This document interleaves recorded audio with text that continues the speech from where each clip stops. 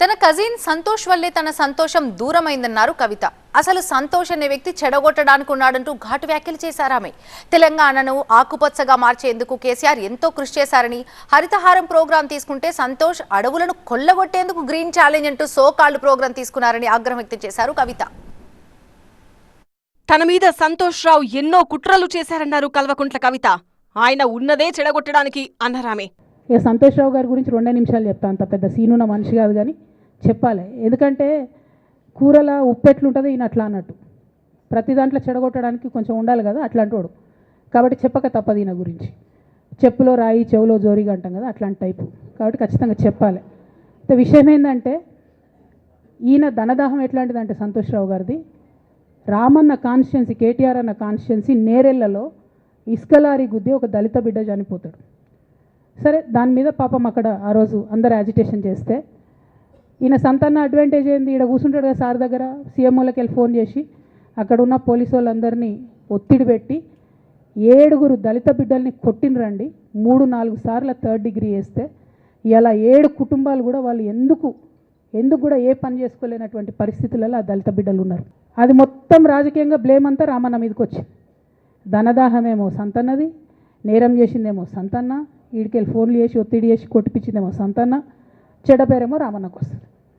ఈ ఎగ్జాంపుల్ చెప్పడం కోసమే నేను ఈయన గురించి. రేవంత్తో లోపాయికారి ఒప్పందం చేసుకుని టానిక్ కేసు నుంచి తప్పించుకున్నారన్నారు జాగృతి అధినేత. ఇక సరే, టానిక్ వీనిక్ ఈ వీటిలో వచ్చిన కేసులు ఏమవుతాయి? రేవంత్ రెడ్డి గారు ఆర్భాటంగా ఒక అనౌన్స్మెంట్ చేస్తారు. నేను ఇంతకుముందు చెప్పిన కదా, మ్యాచ్ ఫిక్సింగ్ ఎట్లుంటుందంటే 1 డే న్యూస్ అవుతుంది. టానిక్లో ఈయన మీద కేసు పెట్టిరని 3వ రోజు పోలీసు వాళ్ళు ఎఫ్ఐఆర్ కొట్టేసారు. అది మీరు ఇంకా కనుక్కోండి.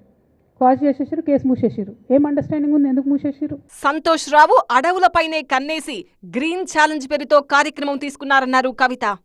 పెద్దసారి హరితహారం అని పెడితే ఈయన దానికి నకిలీ ప్రోగ్రామ్ గ్రీన్ ఇండియా ఛాలెంజ్ అని పెడతాడు. తెల్లారులేస్తే సినిమా వాళ్ళని తీసుకురావాలి, రోజు ఒక ఫోటో వేసుకోవాలి. దాని వెనుక ఉన్న కుట్ర ఏంటంటే జీవో అమెండ్మెంట్ అవుతుంది సంతోష్ గారి గురించి.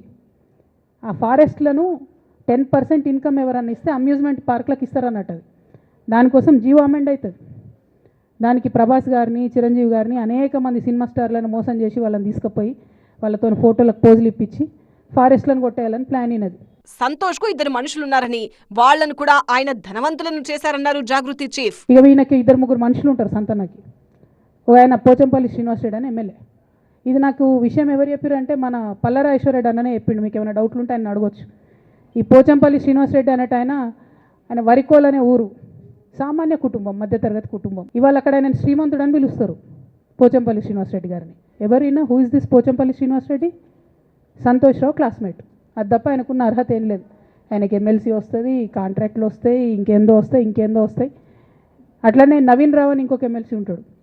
ఆయన డైరెక్ట్గా మా ముఖం పట్టుకొని అందరి ముంగట అంటాడు, నాకు ఎమ్మెల్సీ ఇచ్చింది కేసీఆర్ గారైనా నాకు దేవుడు సంతోషం అంటాడు ఆయన. కలికాలంలో ఇలాంటి వాళ్ల కుట్రలు నడుస్తాయని, కానీ కలకాలం ఆ కుట్రలు సాగమన్నారు కవిత. కలికాలం కాబట్టి అబద్ధాలు చెప్పేటోళ్ళది, మోసం చేసేటోళ్ళది నడుస్తుంది. టెంపరీగా వాళ్ళది నడుస్తున్నది. వాళ్ళది నడిచింది, విజయం సాధించారు కాబట్టి ఇవాళ సస్పెన్షన్ నాకు వచ్చింది. బట్ నేను ఇదివరకు చెప్పినా మళ్ళీ చెప్తున్నా, నేను కర్మ సిద్ధాంతాన్ని నమ్ముతా. ఖచ్చితంగా ఇంతకు ఇంత దేవుడు వాళ్ళకి అనుభవింపజేస్తాడు. అందులో ఏం ఆలోచించాల్సినటువంటి అవసరం లేదు. సంతోష్ రావు కేసీఆర్ కు కోటరీగా ఉండి ఆయనకు చెడ్డ పేరు తెస్తున్నారని మండిపడ్డారు కవిత. సంతోష్ రావు వల్ల ఇబ్బంది పడ్డ వాళ్లంతా తనకు చెప్పుకుని బాధపడ్డారన్నారామె.